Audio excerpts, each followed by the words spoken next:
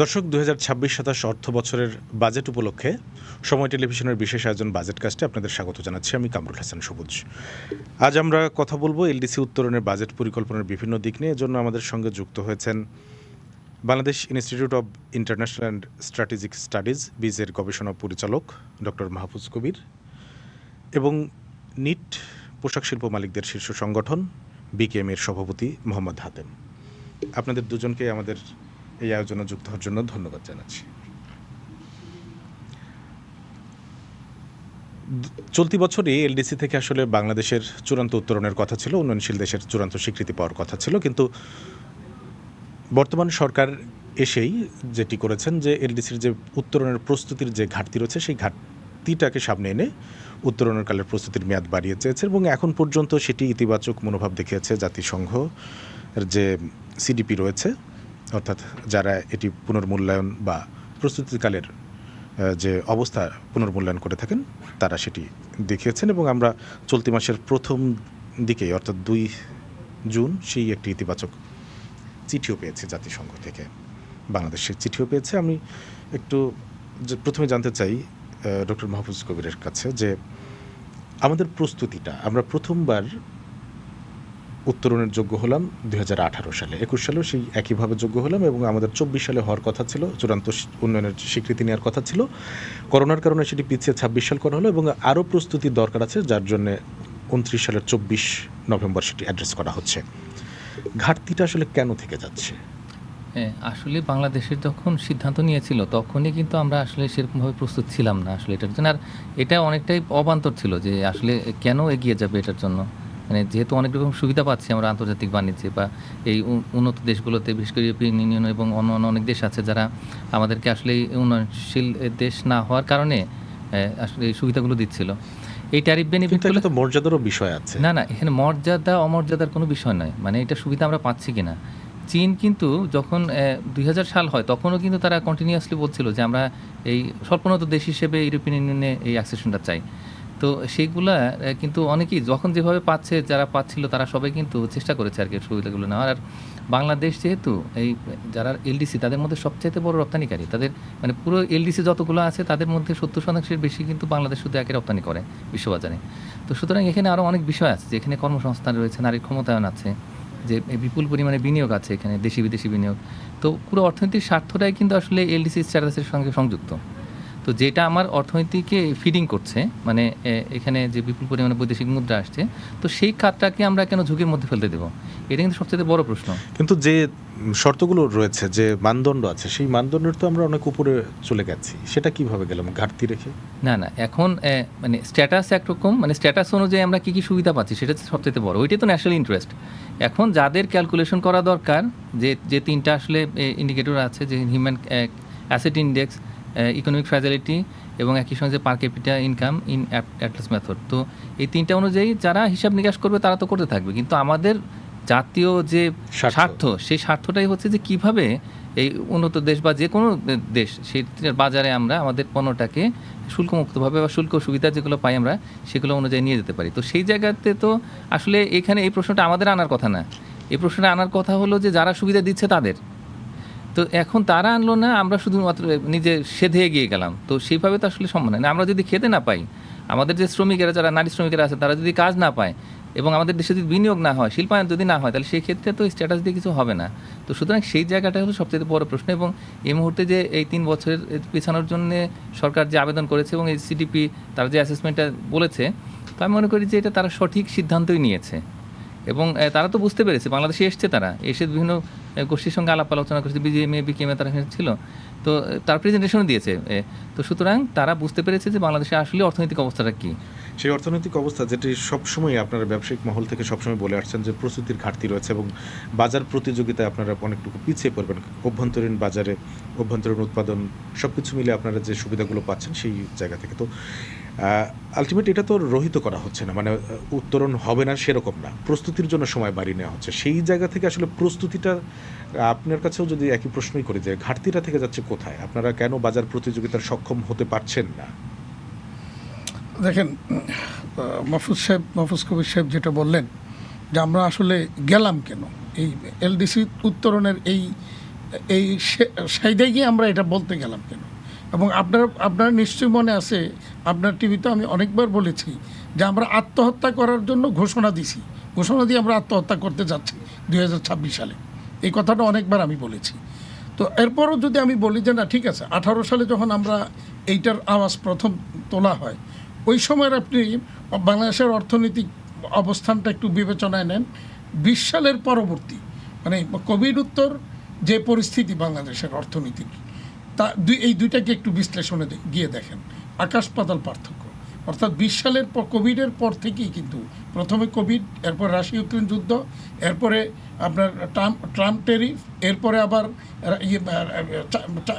Iran মার্কিন যুদ্ধ, এই সব আবার এখন ট্রাম্প ট্যারিফ, এই সব কিছু মিলেই কিন্তু সারা বিশ্বের অর্থনীতিতেই কিন্তু একটা টালমাটাল পরিস্থিতি তৈরি হয়। এবং এইগুলিকে কেন্দ্র করে বাংলাদেশের অর্থনৈতিক অবস্থা, আমাদের রপ্তানি খাত, আমাদের ব্যবসা বাণিজ্য, এই টোটাল ইকোনমিটাই কিন্তু একটা ভঙ্গুর অবস্থার মধ্যে পড়ে গেছে এবং উঠে দাঁড়াইতে পারে নাই কিন্তু আর। তো উঠে যখন দাঁড়াইতে পারছে না, তাহলে সেখানে আমার আর এলডিসি গ্র্যাজুয়েট হওয়ার মতো বাহাদুরি করার কোনো যৌক্তিকতা আমাদের কাছে ছিল না বলেই আমরা বারবার বলেছি যে এটাকে পিছিয়ে দেওয়ার জন্য। এবং ইন্টারিম গভর্নমেন্টের সাথে আপনাদের মনে আছে যে যেদিন আমরা 20শে অগাস্ট আমরা প্রথম দেখা করি ওই সময়ের ইন্টারিম গভর্নমেন্টের চিফ প্রধান উপদেষ্টার সাথে, সেদিন আমার বক্তব্য ছিল, প্রথম বক্তব্যটাই ছিল এই গভর্নমেন্ট যেন এই এলডিসি উত্তরণের ব্যাপারটাকে যেন পিছিয়ে দেওয়ার জন্য আবেদন করে। কিন্তু এই 18 মাসেও কিন্তু তাদেরকে দিয়ে এই আবেদনটা আমরা করাইতে পারি নাই। তো বিএনপি সরকার এসেই তো সেটা হ্যাঁ, তো যখন পারলাম না, তখন শেষমেশ যখন দেখলাম যে আর কোনো উপায় দেখছি না, তখন আমরা এটা একটু ভিতরের খবরে আমাদের বিজিবি আমরা কয়েকজন মিলে ওই সময়ের উপদেষ্টা শেখ বশির সাহেবের বাসায় আমরা গেলাম রাতের বেলা, গিয়ে ওনাকে অনুরোধ করে যে ঠিক আছে আপনারা পিছানোর জন্য আবেদন করেন নাই, অসুবিধা নাই, সরকার যেহেতু করে নাই, আপনি একটা অন্তত কাজ করেন যে আমাদের প্রস্তুতিটা কতটুকু এটা দেখার জন্য একটা লোক পাঠানোর জন্য একটা আবেদন জাতিসংঘে পাঠান। এইটা তো পরের, এবং এটা আমরা অনুরোধ করেছিলাম যে আপনি এটা সরকারের অন্য কোনো ইয়েতে আপনি বাণিজ্য উপদেষ্টা, বাণিজ্য মন্ত্রণালয়ের আপনার ক্যাপাসিটির মধ্যে আছে, আপনি এই চিঠিটা অন্তত দিতে পারেন যে প্রস্তুতিটা দেখার আমন্ত্রণ জানানো। তো ওইটা আপনাদের নিশ্চয় মনে আছে, তখন একটা এই চিঠির প্রেক্ষাপটে তখন ওখান থেকে আমাদের রাবাব ফাতেমা আছেন, তিনি তখন এটা উদ্যোগ নিয়ে তখন একটা টিম এখানে পাঠায়। সেই টিমের যে পর্যবেক্ষণ পরবর্তীতে আমার মনে আছে যে জানুয়ারির 4 তারিখ বর্তমান প্রধানমন্ত্রী দেশে ফেরার পরে, সেদিন আমরা যখন 4 তারিখ দেখা করলাম, জানুয়ারি 4 তারিখ ওনার সাথে, সেদিন আমার দুইটা বক্তব্য ছিল, একটা ছিল এলডিসি গ্র্যাজুয়েশন, আর একটা ছিল শ্রম আইনের সমস্যাগুলি, এবং দুইটাই তিনি সেদিন আমাদের অ্যাকসেপ্ট করলেন এবং উনি বলেছিলেন যে আমরা দায়িত্ব নিলে পরে আমরা এলডিসি উত্তরণের বিষয়টাকে আমরা পিছানোর ব্যবস্থা উদ্যোগ নেব, এবং দায়িত্ব নিয়ে দ্বিতীয় দিনই ওনারা এটা করেছেন। এই জন্য ওনাদেরকে ধন্যবাদ যে ওনারা করেছেন। তবে সিডিপি যেই পর্যবেক্ষণটা দিয়েছে আপনারা যদি দেখেন, আমি আপনাদের টিভিতে অনেক কথা বলেছি, আমি যেই সমস্ত কারণগুলি নিয়ে কথা বলেছি এলডিসি উত্তরণটাকে আমি পরিষ্কার বলেছি, এলডিসি উত্তরণের কোনো অবস্থানই আমাদের নাই। তো যেই সব কারণে নাই, প্রত্যেকটা কারণ তারা কিন্তু আমলে নিয়েছে, অ্যানালাইসিস করেছে, এবং সেটার প্রেক্ষিতেই তারা ফাইনালি আমাদের এই পিছানোর পক্ষে ওনারা মতামত দিয়েছেন। এবং মাননীয় প্রধানমন্ত্রীকে এই জন্য বিশেষভাবে ধন্যবাদ জানাই। এবং একই সাথে কিন্তু এই যে ওনারা যে সমর্থন দিচ্ছেন বা এটা নিয়ে সুপারিশ করবেন, পিছানোর জন্য ব্যবস্থা নিচ্ছেন, সাথে সাথে এইটাও কিন্তু একটা অ্যালার্ম দিয়েছেন যে প্রস্তুতিটা এখন থেকেই শুরু করতে হবে। সেই প্রস্তুতিটার মধ্যে কিন্তু আমরা কিন্তু এখনও যাইনি। অর্থাৎ 3 বছর পিছাইলেই এরপরে আমরা কি করব? আমাদের এখন যেটা করা দরকার যে 3 বছরেরটাকে 3টা ভাগ করতে হবে। প্রথম 1 বছরে আমরা কি কি প্রস্তুতির জন্য কি কি মাইলস্টোনে যাব, দ্বিতীয় বছর কি কি করব, তৃতীয় বছর কি কি করব, এটা এখনই আমাদের পরিকল্পনাটা, রোডম্যাপটা তৈরি করতে হবে, যেটা ওনারাও কিন্তু সিডিপিও কিন্তু একটা রোডম্যাপ চেয়েছেন। তো সেই রোডম্যাপটা তৈরি করে আমাদের ওই রোডম্যাপ ধরে শুরু হয়েছে না, এখনো শুরু হয়নি, সেই রোডম্যাপটা ধরে কিন্তু আমাদেরকে এগুতে হবে। যদি না এগোই তাহলে কিন্তু আবার এই 3 বছরও কখন পার হয়ে চলে যাবে আমরা কিন্তু টেরও পাবো না, এবং আলটিমেটলি দেখা যাবে এরপরও আমরা প্রস্তুত না। ডক্টর মাহফুজ কবির, আপনার কাছে যদি জানি সেই প্রস্তুতির বিষয়টা নিয়ে, যে ব্যবসায়িক মহল থেকে একটা প্রস্তুতির দাবি আছে, তাদের অভ্যন্তরীণ এবং ইন্টারন্যাশনাল মার্কেট অ্যাক্সেস আছে, যে প্রণোদনার সুবিধার বিষয়গুলো আছে, অনেক কিছুই আছে যা তাদের টিকে থাকার জন্য, যেটার বেনিফিট আসলে দেশের মানুষও পায়। সার্বিকভাবে এই যে এলডিসি উত্তরণ, এই উত্তরণটা এবার যদি আমরা না পেছাতে চাই, অর্থাৎ বাংলাদেশ উত্তরণ করবে, সেই ক্ষেত্রে আসলে খুব ফান্ডামেন্টাল কী জায়গায় খুব দ্রুত অ্যাড্রেস করা উচিত? হ্যাঁ, আসলে এখানে তো অনেকগুলো প্রস্তুতি আছে। মানে আগে যেটা হয়েছিল, মানে 2018 সালে যেরকম আমরা রাস্তায় নেমে এই ঢাকা শহর থেকে শুরু করে সারা দেশ জুড়ে যেরকম উল্লাস করলাম, আমার মনে হয় যে দেশের 90% মানুষ বুঝতেই পারেনি যে কেন তারা আসলে রাস্তায় নেমেছিল। তো ওই অবস্থাতে এটা আসলে গভর্নমেন্ট ড্রিভেন ছিল, কিন্তু আসলে তো আমাদের অবস্থা অতটা ভালো ছিল না, মানে তখনও আমাদের আসলে সেরকম প্রস্তুতি ছিল না।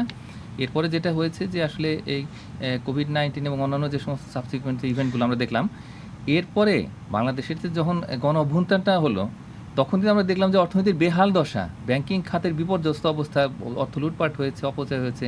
তো সব মিলিয়ে এখন যে পরিস্থিতি, সেই সময়টাতে আসলে তো একটা বড় কমিটি হয়েছিল, হাই লেভেল কমিটি, যেখানে আসলে মাননীয় প্রধান উপদেষ্টায় তো পরে দায়িত্ব নিলেন, এবং তার আগে প্রধানমন্ত্রী, তিনি আসলে লিড করতেন। তো এই 22টা হচ্ছে একদম কি যারা পার্সন আর কি, তারা এবং প্রাইভেট সেক্টর সবাই এর মধ্যেই ছিলেন। কিন্তু আপনি খেয়াল করলে দেখবেন যে সমস্ত পেপারগুলো হয়েছে, ব্যাকগ্রাউন্ড পেপারে প্রত্যেকটা জায়গাতে কিন্তু ওই মন্ত্রণালয়ের সচিব তিনি নিজে হচ্ছে প্রেজেন্টেশন দিয়েছেন। মানে প্রাইভেট সেক্টরে আসলে তেমন কোনো কিছু বলার ছিল না ওই সময়টাতে। এরকম একটা ফোর্সফুলি একটা টপ ডাউন অ্যাপ্রোচে গেছে, যার ফলে প্রাইভেট সেক্টরের যে মনের ভিতরে যে কষ্ট, তাদের যে আসলে কত রকমের সাপোর্ট দেন, প্রস্তুতির আসলে অবস্থা ছিলই না। এর পরে দেখা গেল যে এটা স্মুথ গ্র্যাজুয়েশনের জন্য তখন এর কিন্তু প্রজেক্ট হয়েছে, পেপার হয়েছে, কিন্তু আলটিমেটলি ভেতরের খবরগুলো কিন্তু আসেনি। এইটাই হচ্ছে আমাদের মূল সমস্যা আর কি। হ্যাঁ, এখন যেটা হয়েছে যে এই অন্তর্বর্তী সরকারের সময়ে কিন্তু এই 15টা যে ব্যবসায়িক সংগঠন, তারা তো বলেছেন যে এটা পিছাতে হবে, এবং এরপরে যে ঘটনাগুলো আমরা জানি। কিন্তু মূল কথাটা হচ্ছে যে আমাদের আসলে এখন এই private sector led thematic group তৈরি করতে হবে, যে তারাই বলবেন, তারাই পেপার তৈরি করবেন। এখানে গভর্নমেন্ট কী করবে? গভর্নমেন্ট হচ্ছে যে পেছন থেকে পলিসি সাপোর্টটা দেবে। যদি কোথাও কোনো অর্থ প্রয়োজন হয়, যেমন এই উৎপাদনশীলতা বৃদ্ধি, হ্যাঁ, এবং একই সঙ্গে যে মডার্নাইজেশন, তা আমাদের যে ক্যাপিটাল রিপ্লেসমেন্ট, এগুলো তো অনেক কিছু প্রয়োজন। তার কারণ প্রতিযোগিতা সক্ষম হতে হবে আমাদেরকে। তো এখন 3 বছর তো কোনো সময়ই নয়। যারা এই মুহূর্তে সারা পৃথিবীতে প্রতিযোগিতা করছে, তারা 30 বছর আগে কিন্তু প্রস্তুতি নেওয়া শুরু করেছে। তো আমরা তো সেই অবস্থায় আসিনি। তো সুতরাং এই 3 বছর আমি মনে করি যে একদম চোখের পলকে চলে যাবে। এখনই সরকারকে, বিশেষ করে যে আজকের যে অনুষ্ঠান, যে বাজেটে কি আছে, তা আমরা কিন্তু বাজেট দিকে তাকিয়ে আছি যে বাজেটে কি থাকলে আসলে এই প্রস্তুতিটা সঠিকভাবে হবে। তো সেটাই সবচেয়ে ইম্পর্টেন্ট। সেখানে ক্যাশ ইনসেন্টিভ থেকে শুরু করে নানান রকমের যে আপনার সাপোর্ট, পলিসি সাপোর্ট, সেগুলো তাদেরকে দিতে হবে, যাতে করে আমরা নিজেদের পায়ে শক্ত করে দাঁড়াতে পারি। ওরা এই যে বাজেটের যে ইনসেন্টিভ বা এই ধরনের যে সুবিধার কথা, হাতেম ভাই, আপনার কাছে যদি আমরা জানি, যে আমরা বিভিন্ন মহল থেকে আসলে যতটুকু বিভিন্ন সূত্রে জানতে পেরেছি, সেটি হচ্ছে যে রপ্তানিতে আপনাদের যে নগদ প্রণোদনা দেওয়া হয়, সেটি 10% থেকে 5% করা হবে। আপনারা প্রস্তুতির জন্য সময় নিতে চাচ্ছেন, সেটি কি আসলে এভাবেই প্রস্তুতিটা হবে, আপনাদের সুযোগ কমিয়ে দিয়ে নাকি সুযোগটা বাড়িয়ে দিয়ে? নগদ সহায়তার এই ট্যাক্স কমিয়ে দেওয়াটা এটা প্রস্তুতির কোনো বিষয় না। প্রস্তুতিটা নিতে হবে আমাদের, ওই যে প্ল্যানিং করে বললাম যে আমাদের কি কি কাজ করতে হবে। এই যে কমিয়ে দেওয়াটাতে, এটা থেকে আপনাদের কমিয়ে দেওয়াটা সুবিধা এটা হবে? আমাদের দাবি ছিল, এটা কমিয়ে দেওয়া, আবার পাশাপাশি ইনসেন্টিভটা বাড়িয়ে দেওয়া। আপনি যদি মনে থাকে 2022 সালের 24 সালেই আপনার ইনসেন্টিভটা বন্ধই করে দিয়েছিল, মানে বন্ধই করে দিয়েছিল। পরে আমাদের চিল্লাচিল্লিতে গিয়ে পরে আবার এটাকে কিছুটা রেখেছে, 1.5% রেখেছে। তো এই যে বন্ধ করে দিল, 26 সালে এলডিসি গ্রাজুয়েশনে যাবে, এটার দোয়াই দিয়ে বন্ধ করা হলো। কেন? আপনি তো 26 সালেও বন্ধ করতে পারতেন, তো 24 সাল থেকে কেন বন্ধ করলেন? আলটিমেটলি তাতে কী হয়েছে আপনারা নিশ্চয়ই দেখছেন, যে বাংলাদেশের সুতার বাজারটা ইন্ডিয়ার কবজায় চলে গেছে। তো তাহলে তার মানে কি ওই সময় সরকার কি তাহলে পরিকল্পিতভাবেই বাংলাদেশের এই স্পিনিং মিলগুলিকে ধ্বংস করার জন্য এই কাজটা করেছে, ইনসেন্টিভটা বন্ধ করেছে? ইনসেন্টিভটা আসলে কারা পায় আপনারা দেখছেন, কিন্তু আমরা পাচ্ছি। আসলে ইনসেন্টিভটা কিন্তু আমরা পাই না। ইনসেন্টিভটা কিন্তু আমরা যখন বেশি দাম দিয়ে সুতা কিনি, অর্থাৎ আমার স্পিনিং মিলের ভাইয়েরা যখন আমাদের কাছে সুতা বিক্রি করেন, তখন তারা সুতার দামের সাথে ইনসেন্টিভের টাকাটা অ্যাড করে ওনারা আমাদের কাছ থেকে নিয়ে যান। অর্থাৎ আমরা বেশি দামে, আন্তর্জাতিক বাজারের চেয়ে বেশি দাম দিয়ে সুতা কিনি, সেই ভর্তুকিটা সরকার আমাকে আবার ফেরত দেয়। তো ফেরত দেয়, এটা একটা সাহায্য। তো তো আপনি সাহায্য দিয়া মানে ভিক্ষা দিলেন, ভিক্ষার থেকে আবার আবার আমার কাছে টাকা ছিনিয়ে নিলেন, এটা তো হইতে পারে না। আর টাকাটা তো আমাকে দিছেন আরেকজনকে দেওয়ার জন্য, তো আরেকজনকে তো আমি আরও 1 বছর 1.5 বছর আগে দিয়ে দিছি ওইটা এরপরে আপনি আমাকে দিতে গিয়া আমার কাছ থেকে আবার 10% নিয়ে যাচ্ছেন, এটা তো গায়ে লাগে আমাদের তখন। তো এইগুলি নিয়ে তো আমি কথা বলেছি, আপনারা শুনেছেন। এরকম আর কি সুযোগ সুবিধা হলে আপনাদের কম্পিটিশনটা এগিয়ে নেওয়ার সম্ভব? না, সুযোগ সুবিধা এইগুলিতেই তো শুধু হবে না। আপনি যদি দেখেন ইন্ডিয়া FTA করেছে, আমার কাছে গত 15-20 দিন আগে আমার কাছে ইন্ডিয়া থেকে একটা মেসেজ আসলো যে এই কিছু বড় বড় ব্র্যান্ড বাংলাদেশ থেকে অর্ডার শিপ করে নিচ্ছে ইন্ডিয়াতে। তো এটা নেওয়াটা স্বাভাবিক, কারণ ইন্ডিয়াতে নানা রকমের ফেসিলিটি দিচ্ছে। ইভেন মানে তারা LDC গ্রাজুয়েট তো অনেক আগে থেকেই, তারপরও তারা কিন্তু এখনও ইনসেন্টিভ দেয়। আর আমাদেরকে বলা হচ্ছে LDC গ্রাজুয়েটের ইনসেন্টিভ পাওয়া যাবে না, নানাভাবে তারা ওখানে ইনসেন্টিভাইজ করছে। যেটা বলছিলেন যে প্রাইভেট সেক্টর লিড একটি, না আমি বলতেছি তো সেই ক্ষেত্রে সে ইন্ডিয়া এত ফেসিলিটি দিচ্ছে, আর উল্টা আমাদের এখানে এই ফেসিলিটিগুলি LDC দোহাইতে কমিয়ে দেওয়া হচ্ছে বা বন্ধ করে দেওয়া হচ্ছে একটা করে। তাহলে আলটিমেটলি এর ইয়েতে গিয়ে কী দাঁড়াইলো, আপনি যদি দেখেন 2024 সালে সুতার আমদানি বেড়ে গেছে আমাদের, 25 সালে এসে আরও বাড়ছে, কারণ ইনসেন্টিভ মানে কমিয়ে দেওয়া হয়েছে। আমরা যে ইনসেন্টিভটা তখন পাচ্ছি এইটা নেগলিজিবল একটা। এটা কি শুধুই অভ্যন্তরীণ উৎস থেকে নেওয়ার ক্ষেত্রে? হ্যাঁ, দেশীয় সুতা ব্যবহারের ক্ষেত্রে 1.5% তো না, এটা আলটিমেটলি ওখানে আবার প্যাচ আছে, ওই প্যাচ পুচ মিলে গিয়ে এটা 1.2% হয়, অর্থাৎ 100-এর 80%-এর 1.5%। তো তার মানে ওইটা ইকুইভ্যালেন্ট টু 1.2%। তো এই 1.2% নিতে গিয়ে যে পরিমাণ হেসেল, তো আমাদের অনেকে আর এটা নেওয়ার জন্য আগ্রহী না হইয়া, যেহেতু সুতার দামের ডিফারেন্স 30 সেন্ট 40 সেন্ট ইন্ডিয়ার সাথে, তখন ইন্ডিয়া থেকে সুতা আনছে। তার মানে পরিকল্পিতভাবেই বাংলাদেশের সুতার বাজারটাকে নষ্ট করার জন্যই এইটা তখন করা হয়েছিল বলে আমরা মনে করছি। 24 সালে যেটা করা হয়েছিল। তো এরপরে এখনো দেখেন সুতার বাজারে বাংলাদেশের মানে আলটিমেটলি কী হবে, যে বাংলাদেশের স্পিনিং মিলগুলি যদি ধ্বংস হয়, তাহলে প্রথমে স্পিনিং মিলগুলি ধ্বংস করবে, এরপরে গার্মেন্টসকে ধ্বংস করবে করে ইন্ডিয়াতে এটা নেওয়ার চেষ্টা করছে। আমি যেটা বলছিলাম, তো আমি তখন H&M-এর কান্ট্রি ম্যানেজারকে ফোন দিয়ে আমি বললাম কালকে মানে আমি লাঞ্চে দাওয়াত দিলাম তাদেরকে, যে আমরা কয়েকজন বসবো, শীর্ষ রপ্তানিকারক যারা H&M-এর কাজ করে বিকেএমই নেতৃত্বে, তারা আমরা বসবো তার সাথে। তো বসলাম, আমরা আলোচনা করলাম। তো আলোচনা করে আমরা যেটা দেখলাম, যদিও উনি ওইভাবে স্বীকার করেননি যে অর্ডার শিফট হয়ে ইন্ডিয়াতে যাচ্ছে, কিন্তু বাস্তব আমরা যেটা দেখছি যে গত বছর আমাদের যা অর্ডার ছিল H&M-এর, এই বছর তার প্রায় অর্ধেকে নেমে আসছে। তো তার মানে কি, তাহলে একটু গেছে কোথায়? আন্তর্জাতিক বাজার এমনি অর্ডার কমেছে, সেল কমে যাওয়াতে, তাহলে বাকি 50% তো আর কমে নাই, তাহলে বাকিটা গেল কোথায়? তো স্বাভাবিকভাবেই, এবং ইভেন বাংলাদেশের কিছু মানে ফরেন কোম্পানি আমরা যেটা জানলাম যে তারাও ইন্ডিয়াতে গিয়ে এখন ফ্যাক্টরি করতেছে। তো সেই ক্রয়াদেশ রাখার জন্য আসলে কিছু তো পলিসি আছে, স্বল্পমেয়াদী, দীর্ঘমেয়াদী, মধ্যমেয়াদী। অবশ্যই আছে, তো আমরা তো সেই পলিসিতে যাচ্ছি না।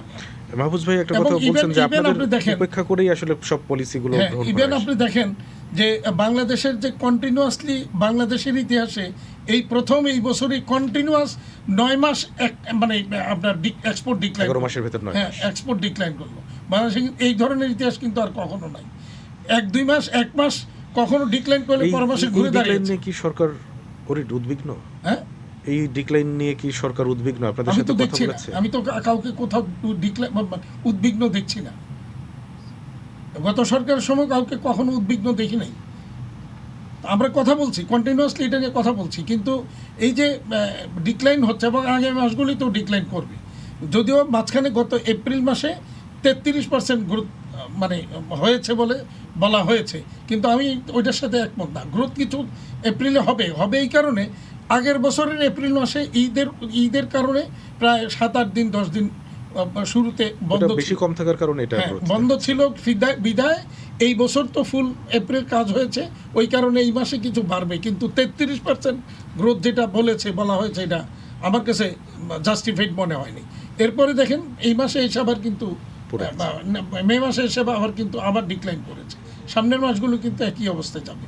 তো এরকম একটা পরিস্থিতির মধ্যে আমরা কি আসলে কতটুকু প্রস্তুত? ইন্ডিয়া এফটিএ করে ফেলছে ইউরোপিয়ান ইউনিয়নের সাথে, আমার প্রতিদ্বন্দ্বী প্রধান দেশ ভিয়েতনাম, তারাও এফটিএ করেছে। তাই আমরা কেন এখনো এফটিএ এর উদ্যোগী নেই? সেটাই যদি জানতে চাই আপনার কাছে, আসলে এফটিএ করাটা কতটা সহজ এবং বাংলাদেশ সরকার আসলে কতটা উদ্যোগী? আপনাদের বিভিন্ন ফোরামে আপনারা বিভিন্নভাবে আপনারা গবেষণা করেন, বিভিন্নভাবে দেখেন বিষয়গুলোকে, নানানভাবে দেখেন। এফটিএ ব্যাপারে আসলে বাংলাদেশের সেটারই বা প্রস্তুতি কতটুকু? এখানে আসলে কতগুলো ইনস্ট্রুমেন্ট আছে। একটা হলো যে এফটিএ, আর তারপরে ইকোনমিক পার্টনারশিপ এগ্রিমেন্ট, সেপা, তো এগুলো বিভিন্ন ফর্মে আসে। কিন্তু মূল বিষয়টা হচ্ছে যে আমাদের ডিউটি ফ্রি অ্যাক্সেস, ওইটাই আমরা চাই, বা রিসিপ্রোকালি দেবো আমরা। তো সেক্ষেত্রে জাপানের সাথে আমরা এটা করে ফেলেছি। এখন ইউরোপিয়ান ইউনিয়নের সাথে করার নাকি প্রক্রিয়া শুরু করেছে বাণিজ্য মন্ত্রণালয়, কিন্তু এর মধ্যে তো সহজ না। অনেক, তারা ইন্টারেস্টেড কিনা সেটা দেখতে হবে। তারা কিন্তু ইন্টারেস্টেড ছিল আজ থেকে 5-6 বছর আগে, কিন্তু এখন আদৌ তাদের অবস্থা সেই সময়টা তারা দিয়ে তো বোধহয় ভিয়েতনাম করে ফেলেছে। হ্যাঁ, তারা করেছে, এবং তারা ভিয়েতনাম খুবই স্মার্ট, তারা অনেক দেশের সাথে করেছে এটা। তো ভারতও কিন্তু বেশ অনেকটা এগিয়ে গেছে। এখন কানাডা এখন কয়দিন আগে তাদের মানে রেশারেশি যে অবস্থা ছিল, সেইখান থেকে এখন মরিয়া হয়ে এখন কানাডা চাচ্ছে ভারতের সাথে এফটিএ করতে। তো আমরা কিন্তু ইকোনমিক ডিপ্লোমেসিতে অনেকটা পিছিয়ে গেছি। এখন আমাদের ইমিডিয়েট কাজ হচ্ছে যে কোন কোন দেশে আমাদের আসলে এই ডিউটি ফ্রি অ্যাক্সেস দরকার, তো তাদের সঙ্গে আমাদের এফটিএ করতে হবে। যদি এইটাই তো হচ্ছে সবচেয়ে বড় প্রস্তুতি হবে, এটা প্রস্তুতি বড়। এবং এর পাশাপাশি আমাদের যে এই পুরো ব্যাকওয়ার্ডে, মানে আমাদের যে ইন্ডাস্ট্রি লেভেলে ক্যাপাসিটি ডেভেলপমেন্ট দরকার, এবং সেখানে প্রোডাক্টিভিটি একটা বড় কাজ, এবং একই সঙ্গে যে এই মেশিন এবং পুরো এনভায়রনমেন্ট সেগুলো ভালো করা, এটা একটা মানে আমাদের পাকে এতে ইউনিট কস্টটা কমাতে হবে, এটা একটা মাস্ট। এবং একই সঙ্গে আমাদের আসলে এই মার্কেট অ্যাক্সেসের ক্ষেত্রে এই ধরনের ইনস্ট্রুমেন্টগুলো দরকার। আমরা শেষের দিকে আমরা হাতেম ভাইয়ের কাছে একটু জানতে চাই, প্রোডাক্টিভিটি যদি বাড়াতে হয়, সেই প্রোডাক্টিভিটি বাড়াতে গেলে আসলে আপনাদের প্রোডাক্টিভিটি বাড়াতে গেলে আসলে কোথায় কোথায় এখনো প্রতিবন্ধকতার মুখে পড়ছেন? প্রোডাক্টিভিটি আপনি যদি দেখেন, প্রোডাক্টিভিটি কিন্তু আমাদের যেটা বাড়া দরকার, মানে ওয়ার্ল্ডের যে লেটেস্ট টেকনোলজি যেগুলি চলে আসছে, এই টেকনোলজি আমরা কতটুকু সমৃদ্ধ করতে পারলাম, সেই জায়গাটাই ডিপেন্ড করবে যে আমরা প্রোডাক্টিভিটি বাড়াতে পারছি কিনা। তো আমরা কিন্তু ওইভাবে কিন্তু এখনও করতে পারিনি। তো আপনি যদি দেখে যান, আমরা চায়না তাদের ইন্ডাস্ট্রিকে রিলোকেট করতেছে এখন। তো আমরা কিন্তু বারবার বলেছি যে চায়নাকে আমাদের এখানে যে কোনো মূল্যে হোক তাদেরকে ইন্ডাস্ট্রিতে ইনভেস্টমেন্টের জন্য আনতে হবে, প্রয়োজনে কিছু ইনসেন্টিভ দিয়ে হলেও আনতে হবে দুইটা কারণে। প্রথম হলো যে তারা ম্যানমেড ফাইবার সহ এইগুলিতে সাংঘাতিক স্ট্রং। তো সেই জায়গাটাতে আমাদের সমৃদ্ধ করতে হলে তাদের লেটেস্ট টেকনোলজি সমৃদ্ধ ইন্ডাস্ট্রির সেট আপটা এখানে লাগবে। 2 নম্বর হচ্ছে তাদের টেকনোলজি যখন আসবে, সাথে কিছু এক্সপার্টও কিন্তু আসবে। তাইলে আমাদের বাংলাদেশের কিছু এক্সপার্ট, মানে কিছু লোক ওদের সাথে থেকে কিন্তু এক্সপার্টিসটা গ্রো করতে হবে। ফলে আমরা কিন্তু ওই জায়গাটাকে যদি যেতে পারি, তাহলে আমাদের পরবর্তী প্রস্তুতিটা কিন্তু এইটাও একটা পার্ট যে প্রস্তুতির। তাহলে আমরাও তো সেই জায়গাও কোনো কাজ করছি না, সেটা তো করা দরকার। এবং সেই জায়গা থেকে যে অর্থাৎ বিদেশি বিনিয়োগ এবং সুবিধা বিদেশি বিনিয়োগ আনার ক্ষেত্রে আসলে সরকার কি করতে পারে, খুব ছোট করে যদি বলেন, আমরা 30 সেকেন্ডের মতো সময়। এখানে আসলে আমাদের যে এফটিআই পলিসি, তো সেটাকে আসলে একটু রিভাইজ করা দরকার। মানে এখানে আমাদের কথায় আছে কিন্তু কাজে নেই। আমাদের যে স্পেশাল ইকোনমিক জোন সেগুলোকে প্রিপেয়ার করা দরকার, এবং অ্যাট দ্য সেম টাইম আমাদের কতগুলো থ্রাস্ট সেক্টর রেডি করা দরকার, বিশেষ করে ইন্টারমিডিয়েট গুড এগুলোর ক্ষেত্রে। এই যে যেমন ম্যানমেড ফাইবার থেকে কেমিক্যাল থেকে শুরু করে এই ইন্টারমিডিয়েট গুডে আমাদের খুবই বড় স্ট্রেংথ দরকার। ওই জায়গাতে আমরা যদি এফডিআইকে নিয়ে আসতে পারি, আমার মনে হয় যে সেটা দেশের অর্থনীতির জন্য ভালো হবে। ধন্যবাদ আপনাদের দুজনকে, ধন্যবাদ আমাদের সঙ্গে যুক্ত হওয়ার জন্য, আমাদের এই বিশেষ আয়োজনে যুক্ত হওয়ার জন্য আপনাদের দুজনকে ধন্যবাদ। দর্শক, আমরা কথা বলছিলাম এলডিসি উত্তরণে বাজেট পরিকল্পনা নিয়ে, এবং এই আমাদের বিশেষ যে আয়োজন বাজেট কাস্ট, এটি 10 জুন পর্যন্ত একই সময়ে হাজির হব বিভিন্ন বিষয় নিয়ে, ভিন্ন ভিন্ন বিষয় নিয়ে, অর্থাৎ আগামী আরও 2 দিন হাজির হব ভিন্ন বিষয় নিয়ে। সে পর্যন্ত সুস্থ থাকুন, সুন্দর থাকুন, সঙ্গে থাকুন সময়ের।